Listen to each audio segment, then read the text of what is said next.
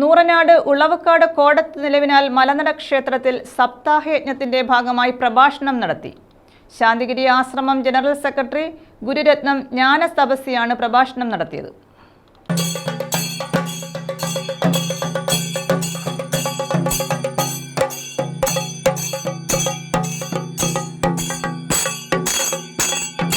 നൂറനാട് ഉളവക്കാട് കോടത്ത് നിലവിനാൽ മലനട ക്ഷേത്രത്തിലാണ് സപ്താഹയജ്ഞം പുരോഗമിക്കുന്നത്. യജ്ഞത്തിന്റെ ഭാഗമായാണ് ശാന്തിഗിരി ആശ്രമം ജനറൽ സെക്രട്ടറി ഗുരുരത്നം ജ്ഞാനതപസ്യയുടെ പ്രഭാഷണം നടന്നത്. ഇവിടെ നടത്തുമ്പോൾ ഈ ക്ഷേത്രത്തിന് വേണ്ടിയാണ് നടത്തുന്നതെന്ന് നമ്മൾ വിചാരിക്കരുത്.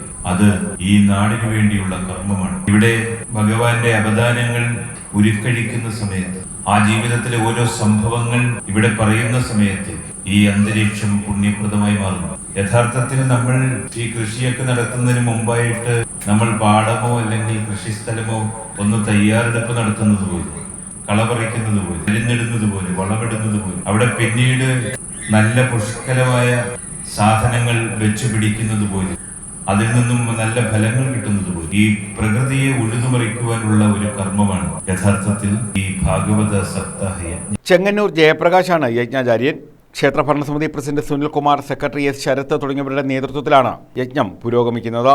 വിവിധങ്ങളായ അവദാനങ്ങൾ, അതിന്റെ മൊഴിമുത്തുകൾ, വാക്കുകളുടെ മധുരങ്ങൾ, ഭക്തിയുടെ അവാച്യമായ അനുഭൂതികൾ ഒക്കെ നമ്മുടെയൊക്കെ വീടുകളിൽ ഇരുന്ന് കേൾക്കുവാൻ നമുക്ക് സാധിക്കുന്നത് നമ്മളുടെ ഭാഗ്യമാണ്. നമുക്കിപ്പോ നമ്മുടെ വിരൽത്തുമ്പിൽ അല്ലെങ്കിൽ നമ്മുടെ കൺമുന്നിൽ നമ്മളുടെ കേൾവിക്ക് അടുത്ത് ഇതെത്തുമ്പോൾ അതിന്റെ പ്രാധാന്യത്തെക്കുറിച്ച് എത്രത്തോളം നമ്മളെ പോലെയുള്ള ആളുകൾക്ക് ഉൾക്കൊള്ളുവാൻ സാധിച്ചിട്ടുണ്ടോ എന്ന് എനിക്കറിയില്ല. നിങ്ങളത് ഉൾക്കൊണ്ടു എന്ന് ഞാൻ വിചാരിക്കുന്നു. അങ്ങനെയാണെങ്കിൽ മാത്രമേ നിങ്ങൾക്ക് ഇങ്ങനെ ഒരു കാര്യത്തിന് ക്രമീകരണം ഇവിടെ ഒരുക്കുവാൻ സാധിക്കൂ.